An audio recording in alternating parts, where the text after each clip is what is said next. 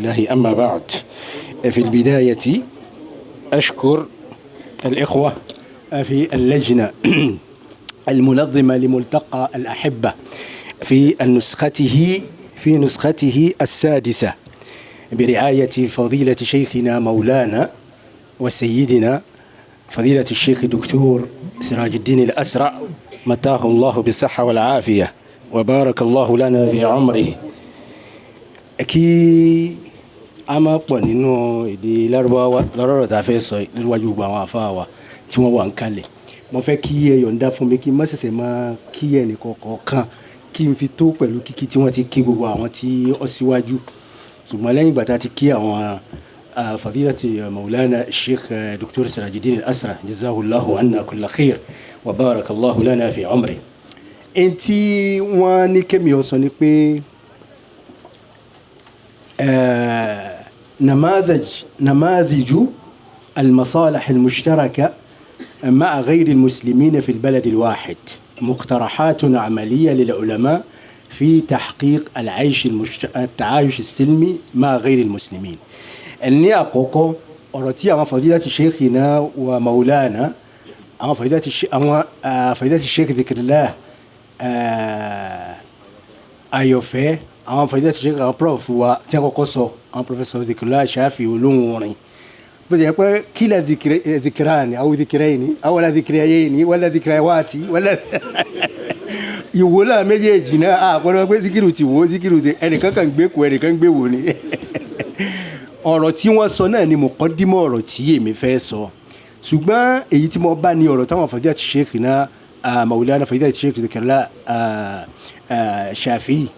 TMC tí wọ́n sọ. ẹ dákun èmi ò ní ó ṣeéṣe kémi ọmọ lè sọ̀rọ̀ ní manhaj tí àwọn afá wa fi sọ̀rọ̀.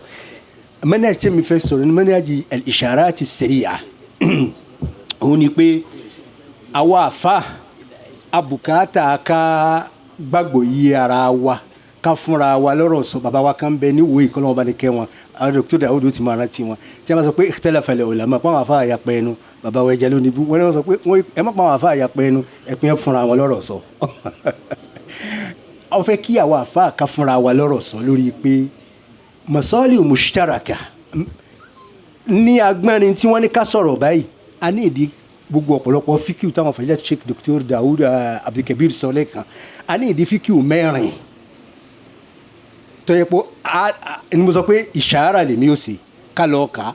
ká wá fi gbàgbọ́ yé ọ̀rọ̀ yìí. àkọ́kọ́ a ní ìdí fiqhil maslaha ẹlẹ́ẹ̀kejì iná ní fiqhil maqasid fiqhil maslaha kí iná ní masalil mursala tí n bẹ lọ́dọ̀ yẹn àfọwọ́ ní madhabi Imam Malik àbí ọ̀jẹ̀ kanu qawaid wa àmì masalil al-istidlal. فقه المصلحة أن المصالح المرسلة إن تجا مصلحة تيم بيتيو سينا سوداكنا أواكن ريبي أنفاني بمبه فون أوجوا سوما كوسي نسومبه إني فقه المصلحة فقه كجتاب كاتا كاتولي سورولوريورو المصالح المشتركة مع غير المسلمين أقول فاهم من تنقني فقه المصلحة فقه كيجي فقه المقاصد فقه المصلحة نكني àgbọ́yé àwọn àfá àwọn ní kíní kan lọ́dọ̀ àwọn àfá àwọn ń pè ní fíkíù òun náà ni àgbọ́yé ẹ̀sìn. àgbọ́yé ẹ̀sìn náà wá ní oríṣiríṣi àwọn ìpín tí ń bẹ nú ẹ̀. àwọn bùkátà tá à ń pè ní maslaha tá à ń pè ní mọ́nfà tá à ń pè láǹfààní tí society wa bùkátà rẹ̀ a ní ìdí àtìgbọ́yé àkọ́kọ́. ẹnu àwọn àfa oko wọ́n sọ̀rọ̀ lórí ẹ̀ ẹnu wọn lè má kó lórí ẹ̀ ṣùgbọ́n wọ́n sọ̀rọ̀ lórí ẹ̀ torí al-masalih mukhtalifa al-masalih mutahaqqiqa al-masalih adh-dhanniyya al-masalih ila akhiriha. ẹlẹ́ẹ̀kejì wọ́n ní ìdí fiqhul maqasid iná ni àwọn bàbá wa fadilati sheikh Dhikrillah náà tó padà mú bá ń tẹ́ ọ. fíkì ẹlẹ́ẹ̀kẹta òun ni fiqh al-muwazanat tí a sọ. fiqh ẹlẹ́ẹ̀kẹrin fiqh ijtimai lòun kìí ṣe fiqh òun ni fiqh tamkin òun ni ká gbàgbọ́ yé pé halil islam mumakkan al'an am ghayr mumakkan tọ́ra àwọn nǹkan kan bẹ nínú àwọn fíkì nínú àwọn nǹkan ẹ̀sìn غير ما نستطيع أن نطبقها إلا لما يكون الإسلام ممكنا أو إذا كانت هناك دولة إسلامية irú ẹ̀ làwọn bàbá wa àwọn Mawlana Fadilatu Sheikh Dr. Sirajuddin yẹn ń ṣe àtàwọn bàbá wa ní Òṣogbo wọ́n ní al-Lajna al-Wataniyya li tatbiq ash-Sharia ṣé gẹ̀yìn lọ́wọ́ rí wọn gẹ̀yìn lọ́wọ́ rí aqrab ila al-mas'ala ila al-islah bayna an-nas wa laysa tatbiq lish-Sharia. Idhan fiqhu tamkin agbọ̀yé ká tó nínú agbọ́n níbi tá a wà yìí a sì gbọ́ fíkì kan tẹ́ ń pè ní fiqhu al-istid'af. fiqhu al-istid'af ní fíkì tí wọ́n lò Mákà tá nàbí lò Mákà. isbiru fa inni lam umar bil qital ayé kò tí àrò tí agbára ò tí ì débẹ̀ fiqhu al-istid'af ń bẹ ló fi jẹ́ wípé ọ̀pọ̀lọpọ̀ àwọn àgbọ̀yé àwọn àfọ̀jókòó láàrin ara wọn àwọn àfáà ńlẹ̀ wẹ̀ àwọn àjọ wọn sùn mọ́ àsùn àwọn ọ̀rọ̀ ìmọ̀ra wọn fíkì kan tó kù ń bẹ̀ tó jẹ́ pé ó wọnú ọ̀rọ̀ wa Nàìjíríà bó jẹ́ pé mùsùlùmí lọ́pọ̀ Nàìjíríà òní fíkì al-aqalliyat bá a ṣe pọ̀ tó àkọlíyà níyà níbi wọn ti dájọ́ tí wọn ti pààsì ọ̀rọ̀ òfin Nàìjíríà torí àsì ń bẹ̀ tó bẹ́ẹ̀ fabitali nahtaj ila fíkì al-aqalliyat pé lóò a lè pọ̀ fa innakum ghutha'un ka ghutha'is sayl a pọ̀ lóòótọ́ ní adad ṣùgbọ́n bí tí wọ́n ti mú qarar tí wọ́n ti mú decision nahnu aqalliyya nahtaj ila hadha al-fiqh hadhihi majmu'a min àwọn spanner fiqh tí yóò wà lẹ́yìn ìgbà náà tá a bá kọjá ní gbogbo àwọn ààrẹ ìtàn àwọn aṣọ ní a fi ń jà lórí ọ̀rọ̀ para àwọn àbá kan pé ọ̀sẹ̀gbẹ́ oníwọ́n máa dìbò ọ̀pọ̀lọpọ̀ ọ̀rọ̀ yìí á dà á pọ̀ mọ́ra wọn ibẹ̀ náà lọ́rọ̀ fíkìú àkọlíyà wà ní fíkìú man huwa dhimmi hal ma zala fi al-islam aw fi mujtama'atina zimmiyun عندنا مشكلة أوني دي كاسي تحرير gbogbo èèyàn ìgbà wo lè yóò di dhimmi àwọn òkè ni ó jẹ́ asbábù téèyàn fi tí yutlaq alayhi annahu dhimmi àwọn kan wọ́n atayutul jizyata an yadin wa hum saghirun fiqh al-jizya láti gbà tí wọ́n ti jagun ogun àwọn gazawati tán àwọn wo ló tún gba fiqh al-jizya nínú tarikh al-islami nahnu muhtajina ila kulli hadhihi al-umur ìgbà bá wà harrara rẹ̀ tán àwa níjà rí pé àwọn kan sọ pé ẹ̀rọ àwọn afẹ́ ẹlẹgbẹ́ ẹ̀rọ àwọn afẹ́ tó ní wọ́n máa dìbò wọ́n wà àwa ní wàhálà àwa máa jà lórí yẹn. ana qult fil bidaya pé èmi ó ṣe isharat sọ́pọ̀lọpọ̀ àwọn anwa' min al-fiqh allati nahtaju ilayha hatta nata'amal ma nusammihi bil masalih láàrin àwọn àfa. ìbálò àwọn tí àbájọsepọ̀ láàrin àwa àtàwọn tí èsì mùsùlùmí ó dúró lórí pé àgbàgbọ́yé kan láàrin tí mo sábàkà ń kọ́lù ká pé mùsùlùmí ni wá àbá wà ní dáwùlà ìsìlámíyà sí dáwùlà ìsìlámíyà ni dáwùlà tí wọ́n ti ń ṣe ṣẹ̀ríyà tí wọ́n ti ń tọ̀ bákà ogun kan bó ṣe yẹ kí wọ́n sí dáwùlà ìsìlámíyà àbítá nígbà tá a sí dáwùlà ìsìlámíyà kọ̀ǹdísà ti ọ́ wárántì àwọn nǹkan kan fún wa tó jẹ́ pé àwa padà sí inú àwọn àfihàn wa fíkì ta tó ní fíkì dọ̀rọ̀rat a tó padà bẹ́ẹ̀ náà fíkì dọ̀rọ̀rat àwọn míì bẹ́ẹ̀ wọ́n pé dọ̀rọ̀rí ló jẹ́ àmì wá sí yìí lóòótọ́ aslan kò wọlé tó bẹ́ẹ̀ ṣùgbọ́n àṣẹbẹ̀ dọ̀rọ̀ra wà dọ̀rọ̀ra tuqaddaru bi qadariha àwọn majmu'a min al-fiqh نحتاج كلنا نحتاج àwọn àbáwá Mawlana Fadilatu Sheikh Sirajuddin Al-Asra àti gbogbo àwọn àfáà ìṣàárà lásán lèmi kẹfẹ́ ṣe fáwọn àfa káfí gbogbo yẹ gbogbo àwọn sáìdì yẹn. dáwùlà ìsìlámíyà mukhtalifa tamaman lọ́pọ̀lọpọ̀ àwọn tí wọ́n ń dúró pé rí èyí wọ́n pé kínní wọ́n ní wọ́n máa ṣe nǹkan báyìí wọ́n ní wọ́n lọ́ máa dìbò lọ́dọ̀ àwọn kèfèrí wọ́n ní wọ́n máa dẹ̀ ṣe hal nahnu fi dáwùlà ìsìlámíyà wala nahnu muslimuna fi dáwùlà ismaha Nàìjíríà nahnu muslimuna fi dáwùlà ismaha Nàìjíríà khalas. lẹ́yìn yẹn mo tún fẹ́ kí àgbọ́yé kan wà òun náà ni àwọn Fadilatu Sheikh Dr. Omran Abdulmajid Eleha hafizahullah wa ra'ah wa mata'ahu Allah bis-sahha nínú àwọn tí wọ́n tanawala nínú àwọn mọ̀tàmọ̀rún wọn kan wọ́n ń pè ní fiqhul waqi' fiqhul waqi' ó wà murtabitu pẹ̀lú ọ̀pọ̀lọpọ̀ nǹkan tí à ń jà sí òun náà ni wákìú wa. ẹ bá ní béèrè wípé lójú ayé ànábì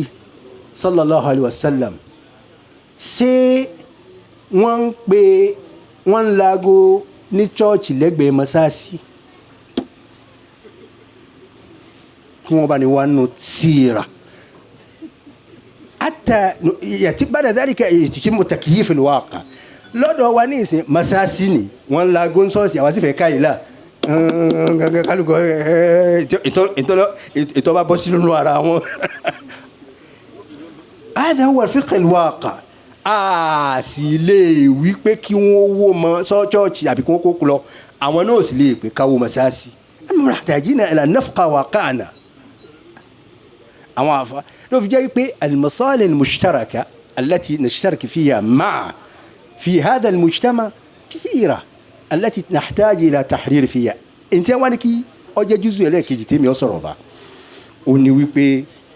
kí ni dáwọ́rò ẹ̀ gbogbo ẹ̀yin àfa lórí ọ̀rọ̀ yìí pápá èmi ò ní sọ̀rọ̀ pé ṣé àjọsàsípọ̀ hatman àjọsàsípọ̀ pẹ̀lú àwọn tí ì ṣe mùsùlùmí ara ẹ̀ ní irú tí àtàwọn fadilati Sheikhina Maulana Dr. Sirajudeen Al-Asra hafizahullah wa ra'ah tí wọ́n kọ hukmu musharakati al-muslim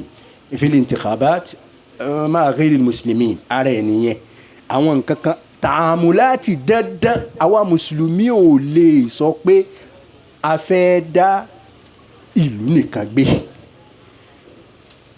sanadu tá a sì ní lórí ọ̀rọ̀ àtààmùlù wal-ishtirak ma'a ghayri al-muslimina ní sanadu tí fadilati Sheikhina Dhikrullah Shafi'i hafizahullah wa ra'ah àti àti sọ Sahifatul Madina. Sahifatul Madina gbogbo àwọn afa àwọn modern alfa báyìí tá a máa lò dé àwọn oníkèrékà kiri báyìí orí títà wà dúró lé lónìí ni pé Sahifatul Madina tí ànábì ti ṣe agreement accord ní ọmọ pé láàrin ànábì àtàwọn tí èsì mùsùlùmí Mádínà pé ẹ ṣe tìyín ẹ ṣe gbà àwa náà ó ṣe báyìí ẹ ṣe nǹkan báyìí àní ṣe nǹkan báyìí wọ́n sì jọ chọ́ọ̀chì tìyín ọjà kan náà lájọ máa lò ìlú kan náà lájọ máa gbé. òun ló jẹ́ àṣàṣù mùsálẹ́dì ṣẹ́rí fún gbogbo wa tá a fi gbà wípé ìlú tá a bá ń gbé tí ó bá sáwọn mùsùlùmí ń bẹ àjọṣàṣepọ̀ fima nashtariku fi. mo fẹ́ bi yín léèrè ǹjẹ́ ní ó ṣeé ṣe ìwọ yìí àwa tá a jọ máa wò à ń pariwo pé àwa mùsùlùmí la pọ̀ ń bẹ̀ ẹ jẹ́ pé bẹ́ẹ̀ ni. sọ́jú ọ̀rọ̀rùn fún aká pé omi tí ó wọnú ilé ẹnì kọ̀ọ̀kan omi àwa mùsùlùmí ọ̀tọ̀ omi àwa kiri ọ̀tọ̀. ما يمكن إلا إذا دخلنا الجنة تابعنا الجنة له kódà bá dé Mákà kò sí mbẹ àfi torí tí kiri yóò bá ti dé ẹnu ọ̀nà Mákà báyìí tí wọ́n bá jẹ́ wọlé omi kan náà tó dọ́dọ̀ tiẹ̀ náà ni ó dọ́dọ̀ tàwa náà ní tí mo fẹ́ sọ ni pé tààmúláti dọ́rú ǹjẹ́ fíkè dọ̀rúra àjọ sàṣepọ̀ kò sí afẹ́fẹ́ yín olórí orílẹ̀-èdè حكمت الضرورة ولا ما حكمتش يا زلمة مسألة أسيني كما داسي إذن àwọn tààmùláàtì kan bẹ tẹ́ pé dandan àjọṣe papọ̀ ní àwọn tààmùláàtì afẹ́ lọ́jà àwọn tẹ́ ọlọ́wọ́n bá ní sàlékún dáadáa fún bàbá wa Maulana Fadilati Sheikh Mufti Biladi Yorùbá Sheikh Dawood Omran wọn là dọ́jà suku Islami lẹ̀ ẹ bá ní bí wọ́n léèrè ṣé mùsùlùmí nìkan ní wọ́n bẹ àbí kiri wọn bẹ kiri wọn bẹ ti sì kiri wọn bẹ àmọ́ wọ́n lè sọ ló kọ àmọ́ àti ṣe nǹkan tó jẹ́ pé dọ̀rúra hayatiya fún gbogbo àwa tá à ń gbá yìí ni a lè pé àwọn mùsùlùmí kan láṣẹ fàbítàlì àjọlásepọ̀ ń bẹ̀ yẹn ẹgbẹ́ ọ̀ya pléènì tẹ́ wọ̀ èmi nìkan tá a mọ̀ ká subhanallahi sakhara rẹ̀ hádà ọ̀ya àgbà jet special jet ló kù tiẹ̀ òun náà tó bá fẹ́ ṣe bẹ́ẹ̀ yóò ṣe báyìí yóò fọwọ́ sáyà Jésù kankan wọn náà yìí ṣe ká tiẹ̀ kálukóòsì àwọn tààmùláti فيما يجب علينا أن نشترك في التعامل معهم kájọ sàṣepọ̀ ńbẹ kí wàá ní dọ́rù àwọn àfa ẹnu tó kù ní ìsìn ẹ̀yin àfa tá a jẹ́ kan kọ́lọ́wọ́ sàwọn náà nù yín àkọ́kọ́ afẹ́ káwọn àfa káwọn náà kí wọ́n máa practice káwọn náà máa participate nínú gbogbo ntọ́jẹmọ́ àwọn sọ̀rọ̀ ntọ́jẹmọ́rọ̀ ìlú ẹ jẹ́ àsòótọ́ ọ̀rọ̀ fúnra wa lórí ntọ́jẹmọ́rọ̀ hubbul watan tẹ́ sọ àwa àfọwọ́ sí dáadáa tó bẹ́ẹ̀ o ẹ jẹ́ àsòótọ́ ọ̀rọ̀ bí ọ̀rọ̀ kan ni èyí ìsara rẹ̀ ṣùgbọ́n sọ fẹ́ yẹn àfa àtẹ̀wà mí náà wọ́n lẹ́yìn àfa àtẹ̀wà mọ́ pẹ̀lú ayélujára náà ẹ̀yìn sàṣàlátù fànàbì tó bẹ́ẹ̀ àwọn jàmá wa sùfíà lóòótọ́ wọ́n rí yan wí àṣàlátù yẹn pọ̀ tó bẹ́ẹ̀ èyí sì yìí fi hàn pé àwọn aráalé ànábì àrò ẹ jẹ́ àsòótọ́ fọ̀ láàrin ara wa ká gbé máìkì lẹ̀ ẹ jẹ́ kíyìn náà pọ̀ lọ́dọ̀ wa mọ̀ọ́dú hubbul watan àwọn àfa kì í participate lórí ọ̀rọ̀ òun dáadáa ẹ jẹ́ àsòótọ́ ọ̀rọ̀ ẹ jẹ́ káwọn èèyàn kó máa jáde nínú kútùbà wa kó máa jáde nínú wáàsí wa kó máa jáde nínú kó máa jáde gẹ́gẹ́ bí àwọn fọdẹ́tì sheik ti sọ ẹlẹ́ẹ̀kejì tí wọ́n bá rí àwọn fọdẹ́tì sheik nínú ntọ́jẹmọ́rọ̀ ìlú wọn àdúgbò wọn jẹ̀mọ́ wọn àwọn èèyàn náà mọ̀ pé àwọn tó bí wa Mawlana Sheikh Abdul Baqi rahmatullahi alayhi wọ́n ní ìjókòó kan tiẹ̀ wọ́n ní ìjókòó gbogbo ti wò àsopọ̀ gbogbo wò ọ̀tọ̀ àwọn tiẹ̀ àwọn rúkúnù àṣàṣì wọn jẹ́ ń bẹ̀ àti wọn bàbá tí wọ́n jọ ṣiṣẹ́ náà kọ́ lọ́wọ́ balẹ̀ kẹ́ wọn. wọ́n tún wá ní ti òkè ìlú nínú òwò wọ́n pè bìkan Mọ̀lété òkè àdán wọ́n wá ní ti òkè àdán àwọn àfáà wa fìlẹ̀ Sheikh Isaac Saleh ilé kúta àwọn ní ẹ máa tẹ̀lé ẹ lọ ní gbogbo ọjọ́ Jímọ̀ rọ̀lẹ́ wọn lọ jókòó láàrin ọjà láràárọ̀ ìjókòó ti Mọ̀lété nù wọ́n jókòó ń bẹ̀ àwọn ọlọ́dẹ táwọn ń pé ọlọ́dẹ ní àwọn náà jókòó báyìí àwọn kiriyó náà àwọn náà wà ń bẹ̀ báyìí àwọn ọjọ́ máa ṣe gbogbo kí ni ìdàgbàsókè àdúgbò wa bó lè tó àwọn ààbò bó lè tó àwọn omi tí ọ̀yọ́ dáadáa ẹ jẹ́ kí gbogbo àwa àfa àti àwa tó ní kéwú káwa náà kárí pé à ń participate ẹlẹ́ẹ̀kejì bayan ní òdòdó àwọn àfa tá a fi lè táwa náà lè play láàrin pé bayan ahkam al-fiqhiyya ìlú ní táwọn dókítà wa àgbà sí ahkam al-fiqhiyya lórí musharaka wa lórí ntọ́jẹ mọ́ pẹ̀lú àwọn tí èsì mùsùlùmí ẹ rí i pé mo sáà ń tẹnu mọ́ ṣé rọ́pọ̀lọpọ̀ fíkìú ní ìdíkàsí mọ̀rọ́jà rẹ̀ o ẹ má bínú o ó ní ìdíkàsí mọ̀rọ́jà rẹ̀ gan àti síyáàkù tí fíkìú kọ̀ọ̀kan kan gbà wá lára ẹ̀ tí ń sọ ń tún padà síbẹ̀ ó ní pé ká máa sọ lónìí sí pé ká sọ pé àwọn àtàwọn kèfèrí nínú àwọn àfáà wa tí ẹ jẹ́ àfọ̀n kéwù gidi gan wọn ò pé ẹ máa pé kèfèrí ẹ kàn máa pé àwọn tí èsì mùsùlùmí khalas sẹ́yìn pé ní Yorùbá sí jẹ́ mùsùlùmí مصطلح كبير يدخل فيه المجوسي والنصراني torí pé gẹ́gẹ́ bí àfáà wa tí ń sọ̀rọ̀ lẹ́ẹ̀kan ní Sheikh Al-Azhari ló mọ ọ̀rọ̀ rẹ̀ lé lórí pé tẹ́ ẹ bá ń pé kèfèrí ẹ má pé à ń kèfèrí mọ́ ẹ kàn pé à ti ṣe gẹ́gẹ́ bí mura'atan àtakò nọ́ọ̀sì ọkọ̀ kafara alladhina àsọdámà nọ́ọ̀sì ṣùgbọ́n ẹ kàn pé àwọn ti ṣe gẹ́gẹ́ bí mura'atan fún àwọn ọmọ ìyá wa tá a jọ jára àbí kan náà tí jẹ́ pé ọ̀rọ̀ ń dùn àwọn kan lè wí. naam nínú àwọn bàyà nínú àwọn áwùjú ìkìtìrá tá a fẹ́ káwọn àfọ̀ ọmọ ṣe ẹ̀sẹ̀ bàyà nínú àwọn áwùjú ahkamu fiqhiyya tí gẹ́gẹ́ bí idah qawaid at-ta'amul 'adil ma ghayri al-muslim ẹlẹ́ẹ̀kejì إباحة البر كما صرنا إباحة البر والإقساط أن تقسطوا إليهم أن تبروهم وتقسطوا إليهم كما صروا في كيون دا فاهمين إلا كتا جواز تبادل المصالح والمنافع الدنيوية مع غير المسلمين بقنا الوفاء بالعهود أو عقد المعاهدات مع غير المسلمين نقطة كيج لورين توجا كي يفا أبو وافو ماسي تصحيح المفاهيم ká máa ṣàtúnṣe àwọn àsìgbọ́ tí ń bẹ láàrin wa ọ̀rọ̀ oúnjẹ kiriyó ọ̀rọ̀ ọdún ká ṣe àtúnṣe rẹ̀ lọ́nà tí ò ní gbá wàhálà wa náà làwọn àfáà sọ lẹ́ẹ̀kan ẹ jọ̀ọ́ ẹ jẹ́ àpàkíyèsí ara wa máa lọ́nà tí ò ní máa mú wàhálà wa oúnjẹ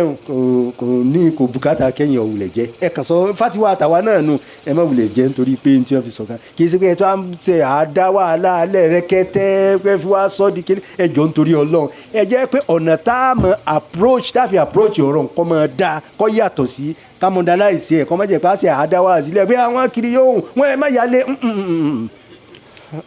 lẹ́yìn ẹ̀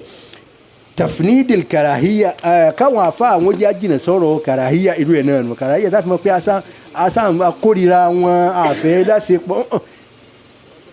alásìpọ̀ pẹ̀lú wọn láàyè tí Islam ti gbà wá láàyè rẹ̀ bákan náà ibrazu samahatil Islam anabi bá wọn ṣe anabi bá wọn ṣàṣepọ̀ anabi bá wọn ní ahad àwọn ní ẹ ṣe bákan náà ká tún máa sọ̀rọ̀ ismat adam walmal wa al-ird tó fi débi ọ̀rọ̀ muwatana tí àwọn fàdíyà ti Sheikh tí wọ́n padà sọ lẹ́yìn ibrazul qudwa wal hasana wal hath ala al wafa pé ká fi àwọn tó jẹ́ role models lọ́dọ̀ àwa mùsùlùmí àti nínú tàwọn àfa tí wọ́n ti bá wọn tí èsì mùsùlùmí jà sásìpọ̀ ká máa fi hàn. huququ ghayril muslimin, huququ ghayril muslimin kí ni hakku àwọn ẹ̀tọ́ àwọn tí èsì mùsùlùmí níbi táwa mùsùlùmí bá ti jẹ́ aglabiya tá a pọ̀ ń bẹ̀ a gbọ́dọ̀ irú ẹ̀ ní ìsìn irú ẹ̀ ṣe é rí ọ̀rọ̀ muwatan táwọn fẹ́jẹ́ sheikh sọlẹ̀ kan tá a bá wà níbi a ti ń sọ̀rọ̀ àsìpọ̀ ìlú tí ẹ náà fẹ́ kí tí ẹ nínú òfin ní ìsìn Islam àti Christianity ní mbẹ ẹ wá nítorí pé àwọn mùsùlùmí kan la pọ̀ mbẹ ẹ̀jẹ̀ wọn máa yé kí wọ́n má sọ kankan àwọn náà ọ̀rọ̀ ìlú là ń sọ àsáàsì tá a fi débì ní ọ̀rọ̀ àwa tá a jára ìlú ẹ̀ lè pé wọn náà mọ́ ní wùjúdù ń bẹ níta ń sọ bí ọ̀rọ̀ muwatan náà nù táwọn náà fi mọ̀ wípé ìlàwa náà nù tàwa náà fi ń dùn gbà lọ sí Yúróòpù pé wọ́n já wọn mùsùlùmí ẹgbẹ́ wa káwọn náà ṣe kínni káwọn náà gbé rí